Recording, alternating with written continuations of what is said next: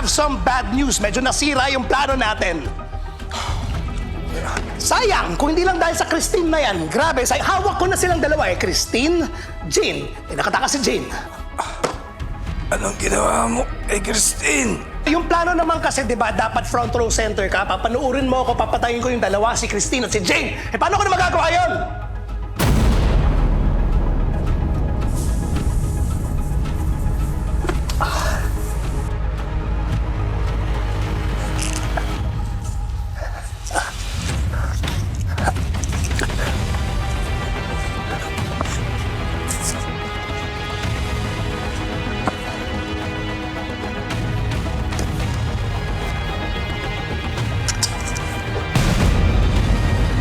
Maghahanap muna kami ng mapagtataguan. Tsaka kami. Sino yan?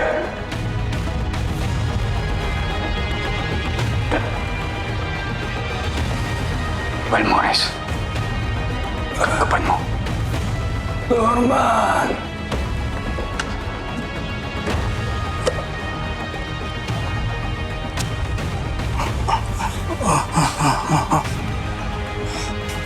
Clear. Pido kapit. Bantayin niya yung labas. Baka may kasama pa yun.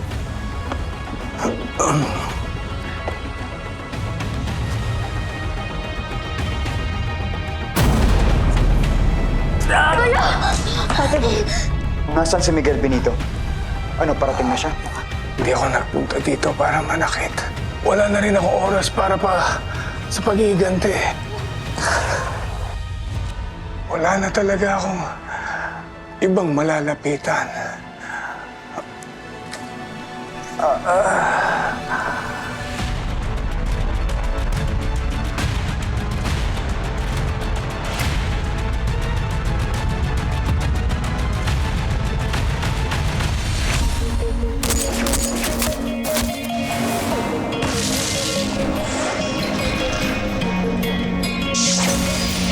Pababagsakan kanila, papahirapan ng mga makapangyarihan. Lalo pag nasa baba kanila, para kalang langgam madali na tapakan. Hihilahin kanila hanggang mawala ng pag-asa at makakapitan. Ganto na ba ang kapalaran ng bawat isa?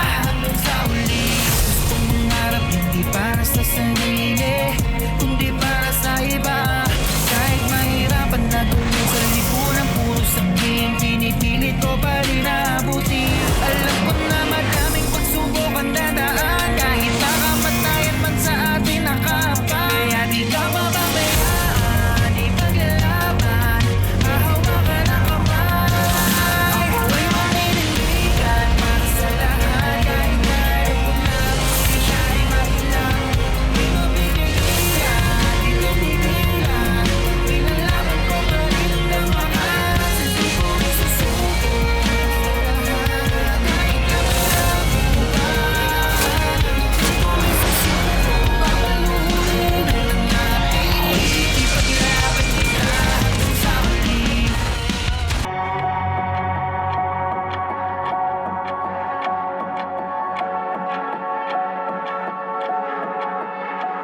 Hindi niya ganda na binigyan mo si Miguel ng kontrol sa lahat ng pamamalakad mo. Delikado siyang pagkatiwalaan. So what are you trying to say? Mali yung ginawa kong desisyon. Hindi ako makakarating sa kinalalagyan ko ngayon. If I'm stupid. Oh, and listen, Norman de la Cruz. Alam mo, kahit na kailan, hindi magwawakas ang lagim sa Rosario. Alam mo kung bakit? Dahil ang mga tao dyan, mga uto-uto, madaling bilhin ng prinsipyo. Pera lang ang katapat nila.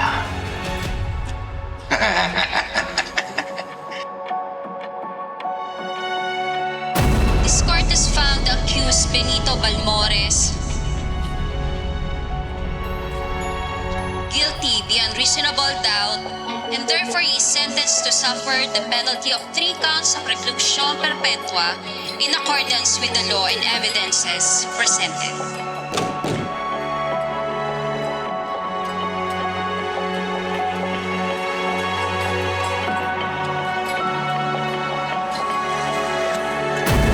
Pagbabayaran mo at ni Norman ang lahat ng ginawa niya sa akin. Buhay ng pamilya mo, Benito. I'm gonna make them suffer. Uunahin ko si Jane. Family. Dahan-dahan. Please, family. Sa harap ni Fatima. Bigyan ako. Bigyan. Please, not my family. Please, I'm begging you. Punta ako dito para makiusap sa'yo.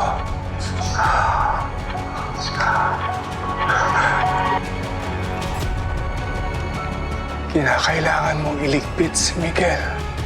Alam kong ikaw yung tumulong sa kanya para makalaya siya. Pinagsisisihan mo na ba?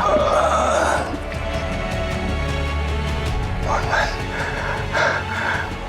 hindi kayo patatahimikin ni Miguel habang nabubuhay siya at humihinga. Ang langad ko ay ang kaligtasan ni Fatima at ni Jane.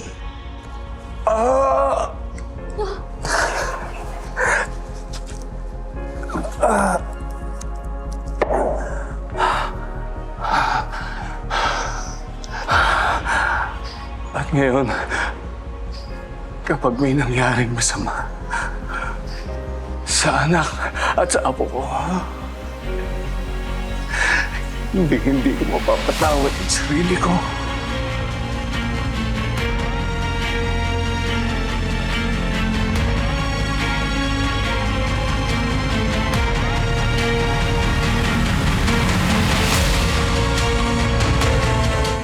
Lolo, ilang ka pa muna ng tubig.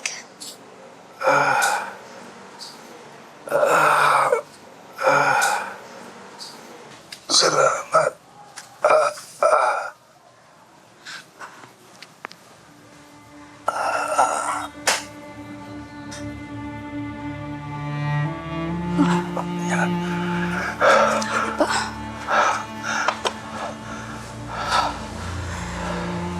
Okay lang po ba kayo?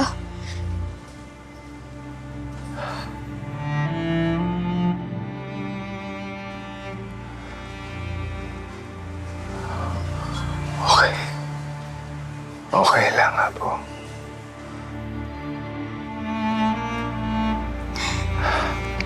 Ano po bang kailangan ko pong gawin para mawala po yung sakit?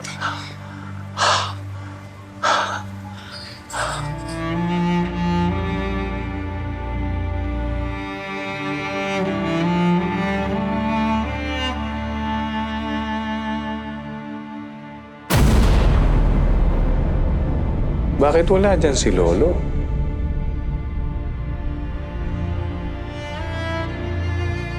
Fatima, Bakit po kayo nagalit kay Mami, Lolo? Why did you try to take me away from her when we tried to go? Hindi mo na ba po kami mahal?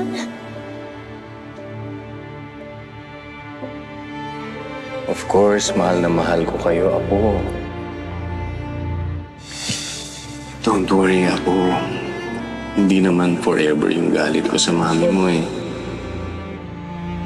You're bad, Lola! You're bad! No, I'm not bad.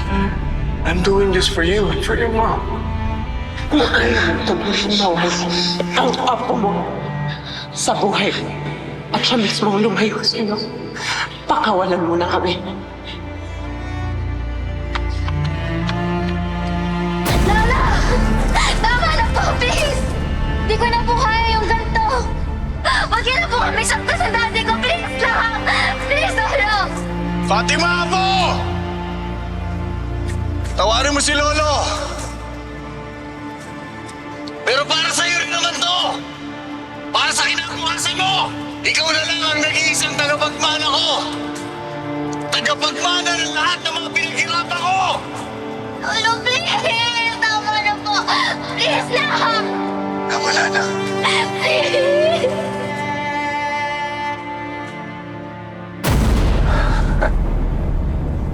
Halika. Bukas sa tabi ko.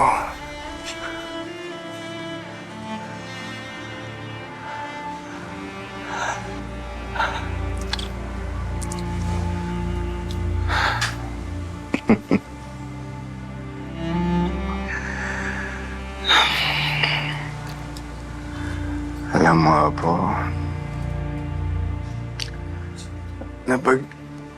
isip-isip ko,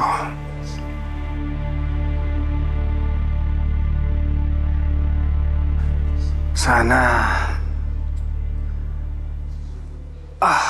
noon pa ako nagkaroon ng cancer, ano? Para kasi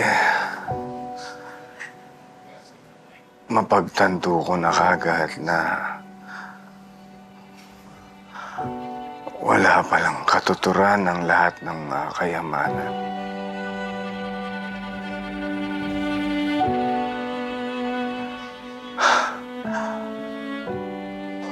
Walang kwenta yon. Wala siyang magagawa kung sakaling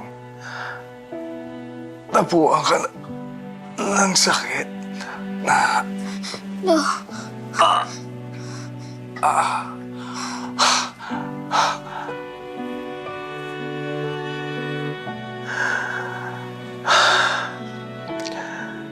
Hindi rin kayang protektahan ng pamilya ng kahit anong yaman mo.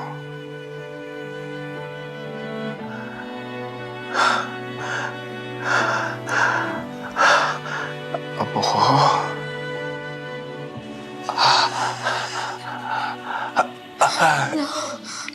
alam ko,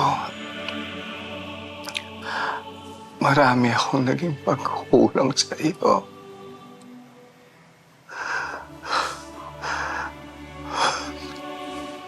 Napakarami kong naging kasalanan sa iyo.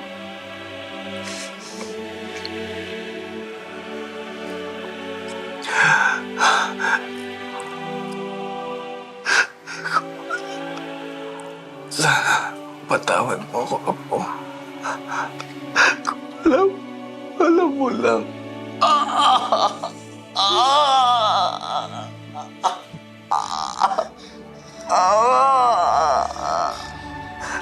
Alam mo lang, Apo, kung gaano kita kamahal.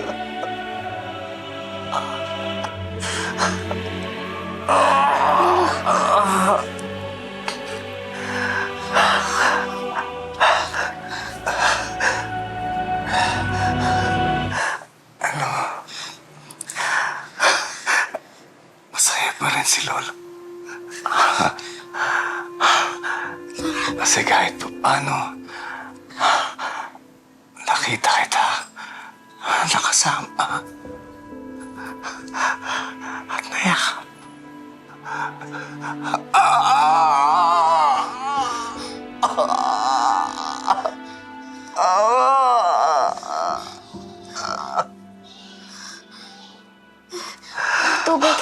Tubig.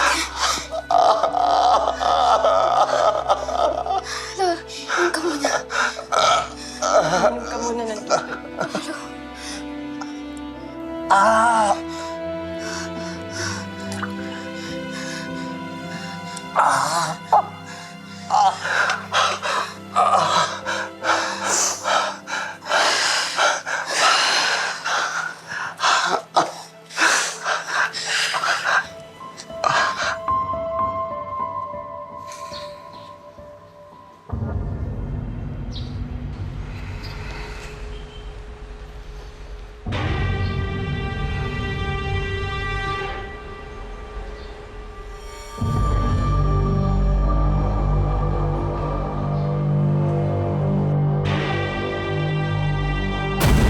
Kailangan mong iligpit si Miguel. Alam kong ikaw yung tumulong sa kanya para makalaya siya. Pinagsisisihan mo na ba? Norman, hindi kayo patatahimikin ni Miguel habang nabubuhay siya at humihinga.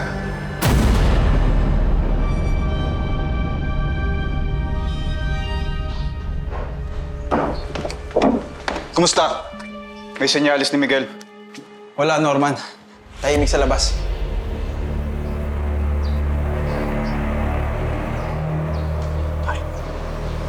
Ano sabi ni Balmores?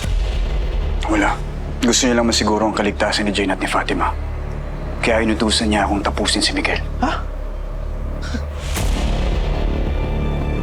Naniwala ka naman doon. Nangangamoy patibong yan, Dol. Nawala ka sa akin.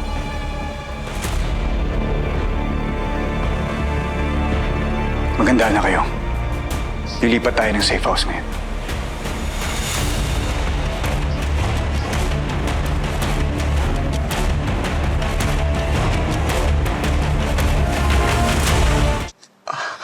Apo ko, alam mo, nagkamali ako dahil halos buong buhay ko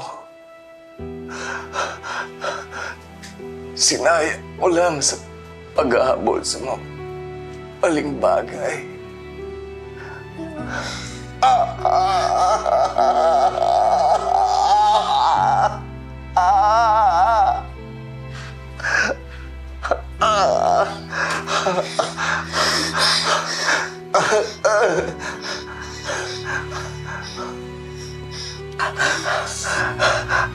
Apo, basta masigurado ko lang naligtas ka ng Mami J mo.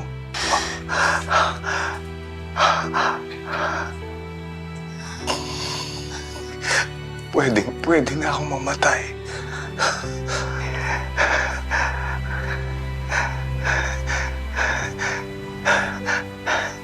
Huwag niyo po sabihin yan, Lolo. Huwag niyo po sabihin yan. Di ba sabi po ni Papa Jesus, marami man po kayong nagawang mali noon. Nagpapakabait naman po kayo ngayon. At yun po yung importante, yun po yung mahalaga, sabi sa simbahan.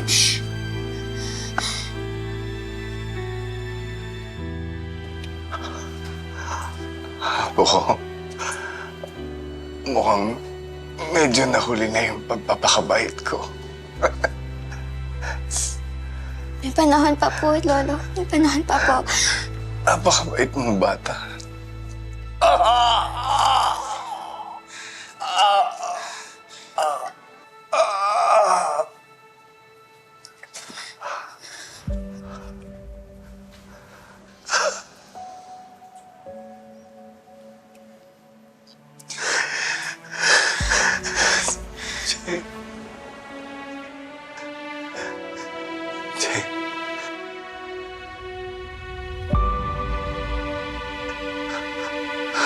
Na.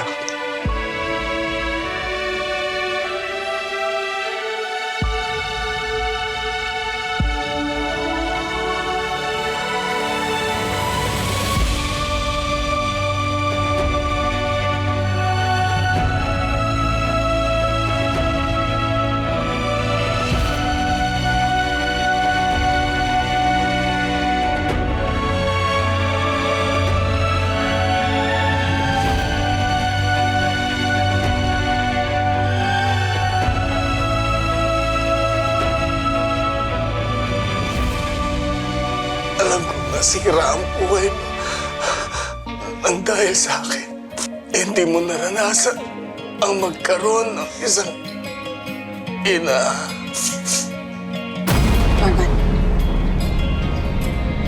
mukhang kailangan natin pakinggan si Judge Balmores. Kinakabahan ako na tataya tayo kay Balmores.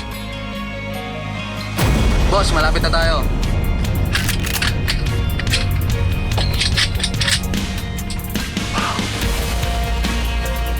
Dati mag-iingat ka po. Naghihintay ako hanggang makabalik kayo.